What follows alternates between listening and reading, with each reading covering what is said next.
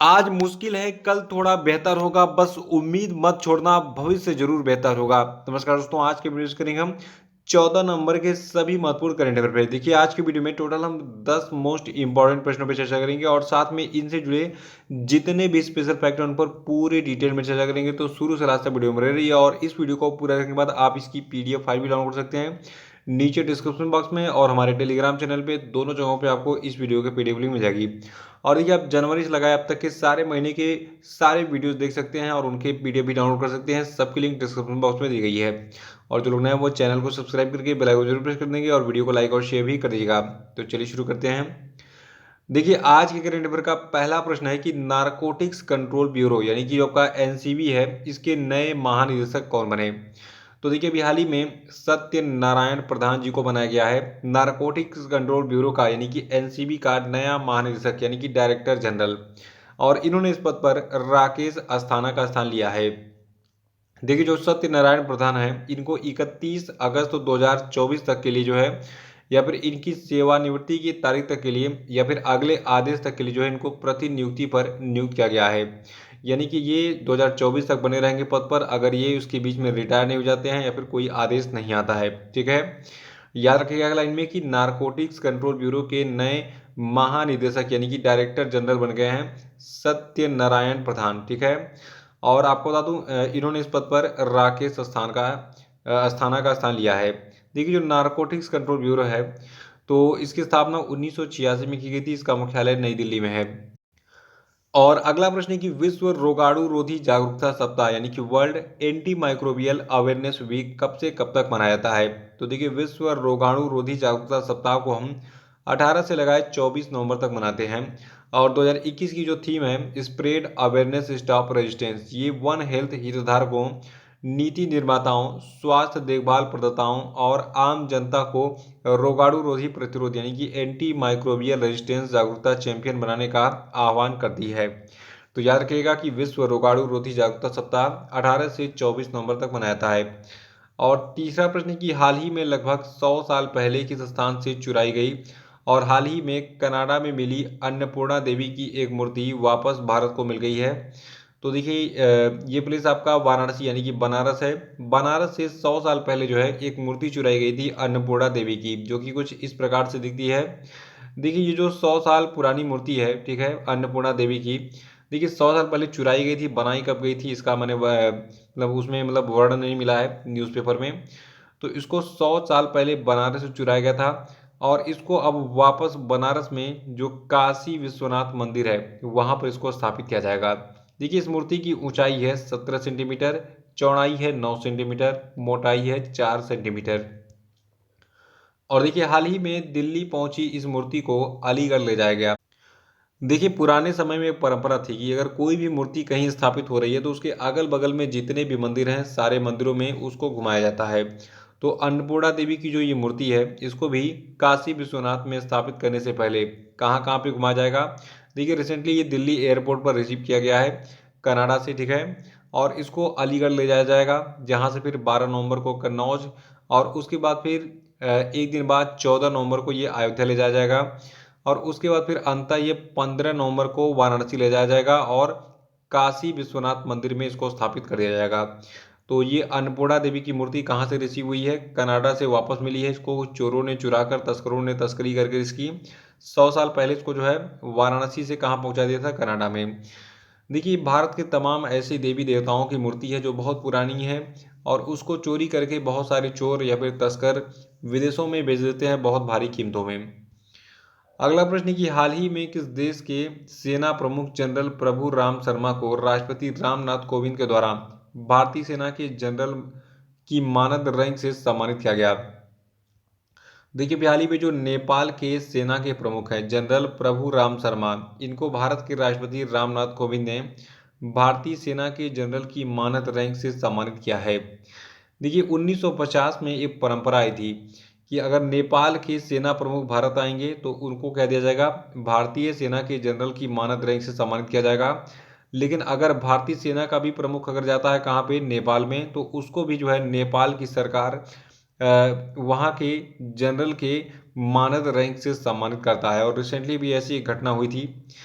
देखिए आपको बता दूं अभी जो नेपाल के सेना प्रमुख हैं जनरल प्रभु राम शर्मा, नाम कितना बढ़िया है, प्रभु राम शर्मा। तो इनको जो है क्या किया गया है, भारतीय सेना के जनरल की मानद रैंक मिली है।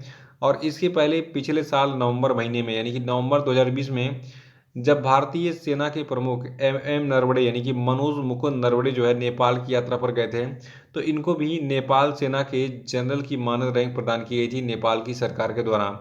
तो ऐसे चलता रहता है, पुरानी परंपरा है। नेपाल के साथ हमारा रोटी और बेटी का रिश्ता है, ठीक है। यानी कि इंडियंस जो है जो बॉर्डर वाले एरियाज हैं, तो वहाँ के लोग नेपाल में अपनी बेटियों की शादी कर देते हैं और नेपाल वालों की लड़कियां भी जो है वो इंडिया में शादी करके आती हैं। जैसे कि मेरी भी शादी नेपाल के बॉर्डर पे ही हो रही है और मेरी भी शादी नेपाल के बॉर्डर पे ही हो रही है। अब मैं इंडिया भी घूमूंगा और नेपाल भी घूम सकता हूँ, क्योंकि मेरे पास डबल डबल चांस हैं घूमने के, ठीक है। ससुराल जाओ और नेपाल भी घूम के आओ। तो खैर ये मेरे लिए अचीवमेंट है कि मुझे विदेश भी घूमने को मिलेगा और आप भी ऐसा कर सकते हैं अगर हम नेपाल के बॉर्डर के आसपास के हैं। पांचवा प्रश्न की राज्यसभा के नए महासचिव कौन बने।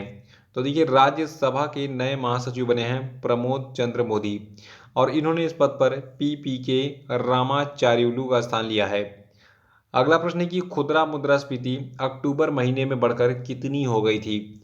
देखिए जो आपका खुदरा मुद्रास्फीति है ये अक्टूबर महीने में बढ़कर 4.48% हो गई थी। देखिए रिसेंटली जितने भी एग्जाम हो रहे हैं सब में ये आंकड़े पूछे जा रहे हैं, तो इसको नोट कर लीजिएगा, याद रखिएगा कि खुदरा मुद्रास्फीति अक्टूबर महीने में बढ़कर 4.48% हो गई थी।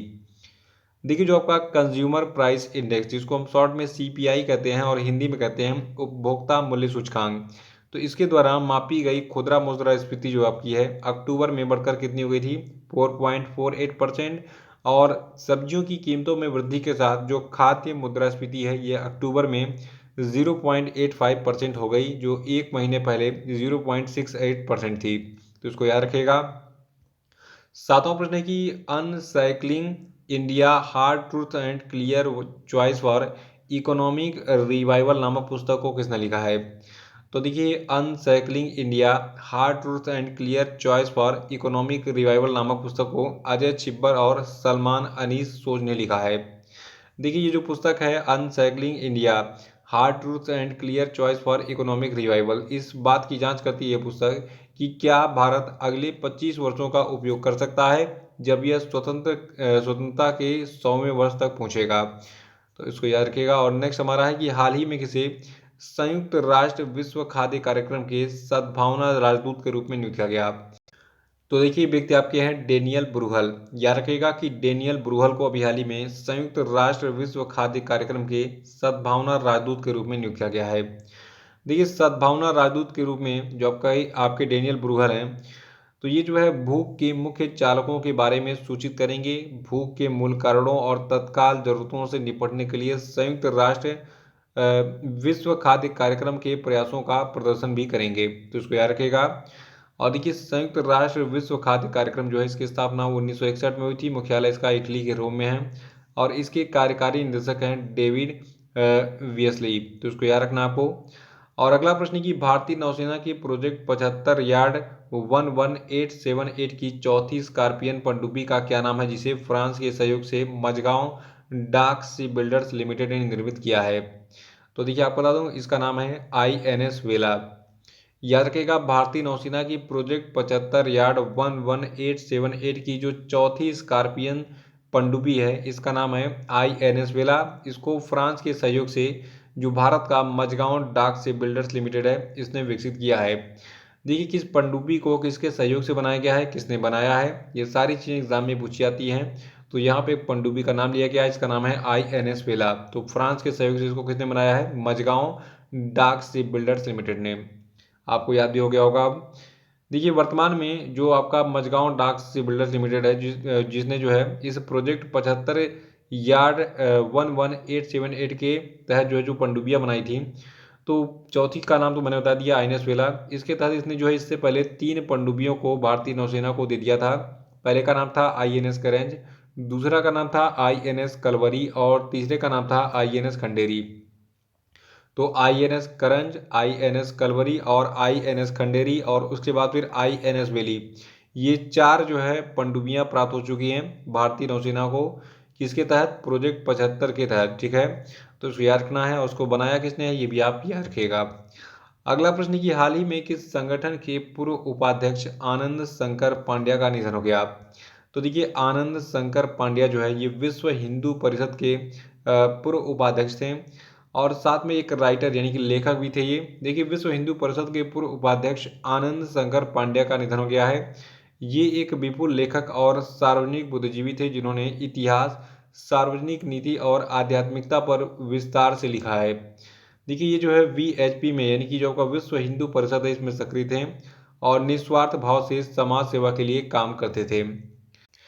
तो ये थे आपके आज के सभी महत्वपूर्ण करेंट अफेयर और अब हम बात करेंगे आज के सभी क्वेश्चन पे। तो सभी लोग पहले वीडियो को लाइक कर दीजिए, फिर आगे बढ़ते हैं। देखिए, आज क्वेश्चन का पहला प्रश्न आपके लिए कि विश्व निमोनिया दिवस कब मनाता है? आंसर बताइए। और नहीं पता है तो कल का वीडियो देख के उसको रिवाइज कर डालिएगा। और देखिए, दूसरा प्रश्न आपके लिए कि लोक सेवा प्रसारण दिवस यानी कि पब्लिक सर्विसेज ब्रॉडकास्टिंग डे कब मनाता है? बताइए। और अगला प्रश्न आपके लिए कि हाल ही में किस देश के नोबेल पुरस्कार विजेता और पूर्व राष्ट्रपति FWD क्लार्क का निधन हो गया? बताइए। चौथा है कि नारकोटिक्स कंट्रोल ब्यूरो के नए महानिदेशक कौन बने? बताइए।